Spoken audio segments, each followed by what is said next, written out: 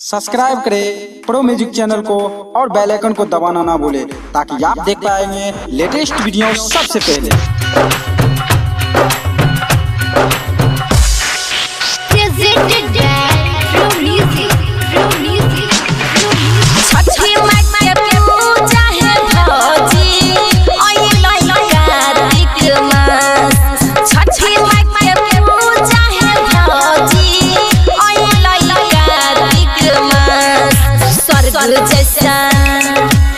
स्वर्ग जैसन दुनिया है भौजी करहता हूँ पास।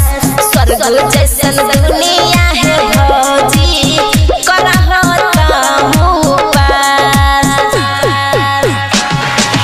हमें छिया भागन है ननदी हमारा ले कहाँ भगवान। हमें छिया भागन है ननदी हमारा ले कहाँ भगवान। के न करो छठी माई के पूजा हमारा ले दुनिया वीरान। के न करो छठी माई के पूजा हमारा ले दुनिया वीरान।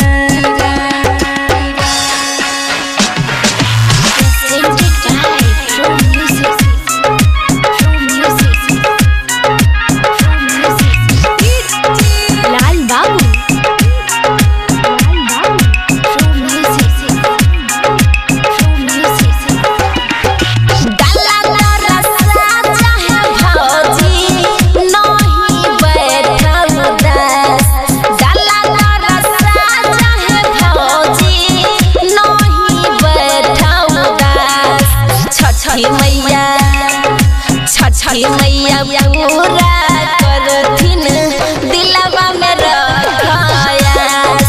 छठी मैया पूरा करथिन दिलवा में रखायास। कते सहु दुखवा है ननदी कते सहु अपमान। कते सहु दुखवा है ननदी कते सहु अपमान। छठी मैया लेथिन है ननद कते हमर इतहान। छठी मैया लेथिन है ननद कते हमर इतहान।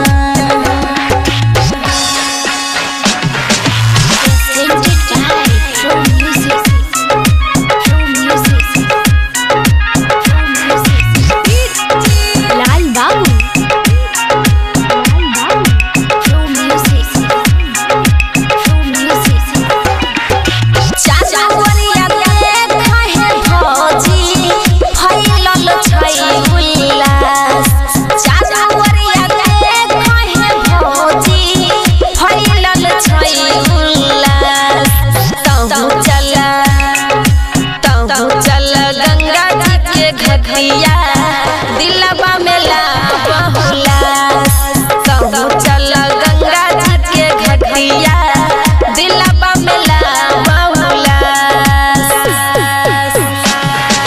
अखिया के लोरावा है ननदी बेटा लका सभे आराम। अखिया के लोरावा है ननदी बेटा लका सभे आराम। गोदी के वाला कावा है बिना दुनिया हमारो याना। गोदी के वाला कावा है बिना दुनिया हमारो वीरान। छठी माई के महिमा है भौजी मानै छै इतिहास। छठी माई के महिमा है भौजी मानै छै इतिहास। होता तोरा दू गो ललनवा छठी माई पर कर विश्वास।